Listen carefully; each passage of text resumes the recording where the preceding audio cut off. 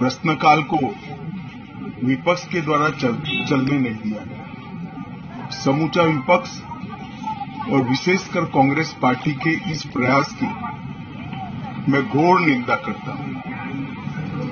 अरुणाचल में 8 की देर रात और 9 की सुबह घटी घटनाओं का हवाला देते हुए विपक्ष ने बहुमूल्य प्रश्नकाल को स्थगित करवा दिया।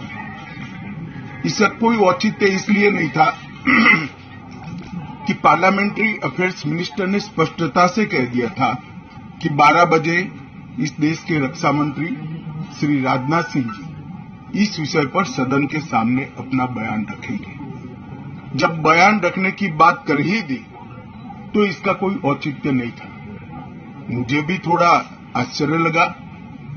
फिर मैंने प्रश्नकाल के सूची को देखा तो 5 नंबर का प्रश्न देखकर मैं इनकी चिंता समझ गया। 5 नंबर के प्रश्न है राजीव गांधी फाउंडेशन के FCRA रजिस्ट्रेशन को रद्द करने के बारे में। अब उन्हीं के कांग्रेस के ही सदस्य के द्वारा यह प्रश्न पूछा गया और जवाब में बहुत स्पष्ट था। अब यदि मौका देते तो मैं सदन के पटल पर भी बताता कि राजीव गांधी फाउंडेशन को 2005-6 और 6-7 के वित्तीय वर्षाल में चीनी दूतावास से 1 करोड़ 35 लाख रुपए का अनुदान प्राप्त हुआ था। चूंकि FCRA के कानून और उसकी मर्यादाओं के अनुरूप नहीं था तो नोटिस देकर पूर्णतया कानूनी प्रक्रिया का अनुपालना करते हुए गृह मंत्रालय ने इसका रजिस्ट्रेशन रद्द किया। फाउंडेशन ने अपना रजिस्ट्रेशन सामाजिक कार्यों के लिए करवाया है और ये जो राशि चीनी दूतावास से मिली इसका उपयोग भारत चीन संबंधों के विकास पर शोध करने के लिए ये पैसा दिया गया।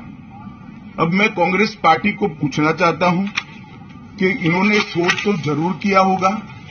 क्या उनकी शोध में 1962 में जो हजारों हेक्टेयर भूमि भारत की चीन ने हड़प ली वो शामिल था क्या? और शोध इस पर किया तो रिपोर्ट क्या आई है? नेहरू जी के प्रेम के कारण सुरक्षा परिषद में भारत की स्थायी सदस्यता बलि चढ़ गई। इस विषय को उन्होंने शोध का विषय बनाया था क्या? और अगर बनाया था तो इसका नतीजा क्या हुआ? जिस वक्त गलवान के अंदर हमारे सेना के वीर जवान चीनियों से भिड़ रहे थे उस वक्त चीनी दूतावास को अधिकारियों को कौन रात्रि भोज दे रहा था? वो उनकी शोध का विषय था क्या? अगर था तो उसका नतीजा क्या हुआ? जब उनकी सरकार थी तो 2006 में भारत में चीन के दूतावास ने पूरे अरुणाचल और पूरे नेफा पर दावा कर दिया। वो उनकी शोध का विषय था क्या? अगर शोध हुई तो उसका नतीजा क्या हुआ? 25 मई 2007 को चीन ने कांग्रेस के ही मुख्यमंत्री दोरजी खंडू को वीजा देने से इनकार कर दिया क्योंकि ये तो हमारा ही हिस्सा है अरुणाचल। ये भी शोध किया गया क्या? 13 अक्टूबर 2009 को मनमोहन सिंह की अरुणाचल यात्रा पर चीन ने आपत्ति जताई, वो आपने जांच किया है क्या? और 2010 में चीन ने जम्मू कश्मीर के लोगों को स्टेपल्ड वीजा जारी करने की प्रथा शुरू की, ये भी क्या आपका शोध का विषय था? 2011 में कांग्रेस सरकार ने चीन की धमकी के बाद हमारे रोड और वाइटल बॉर्डर इंफ्रास्ट्रक्चर्स का निर्माण डैम चौक में रोक दिया। ये क्यों रोका गया इसकी भी शोध की है। मैं कांग्रेस पार्टी को पूछना चाहता हूं, ये दोगला रवैया जनता के सामने नहीं चलता है। जनता सब देख रही है। आपके परिवार द्वारा चलाया गया फाउंडेशन, उसका FCRA रजिस्ट्रेशन चीन की दूतावास से मिले हुए अनुदान से समाप्त हुआ है। आपके ही समय में हजारों किलोमीटर भूमि अवैध रूप से हमसे हड़प ली गई है। आपके ही समय में हमें मिली हुई सुरक्षा परिषद की सदस्यता आपने निजी संबंध को बनाने के लिए चीन की भेंट कर दी है। ये सारी जनता इस सभी विषयों को जानती है।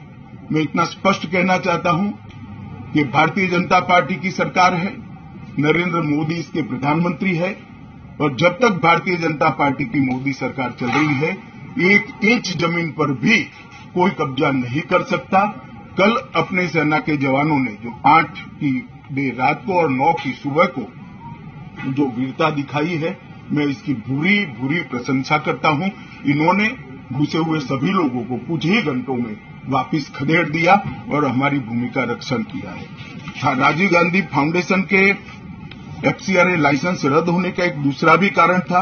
इस्लामिक रिसर्च फाउंडेशन की, जिसका प्रणेता जाकिर नायक है, जाकिर नायक को पूरा देश जानता है, उनसे भी 7 जुलाई 2011 को 50 लाख रुपया राजीव गांधी फाउंडेशन ने प्राप्त किया था। मैं पूछना चाहता हूं राजीव गांधी फाउंडेशन के कर्ता धर्ता जो कांग्रेस की फैमिली पार्टी है, उसी के सदस्य हैं, तो आपको ये पैसा जाकिर नाइक ने किस मकसद के लिए दिया था? ND24 live concert 2022 24 December Srimanta Sankardev Kalakshetra বিয়লি 3 বজাৰ পৰা non stop. Collect your passes now।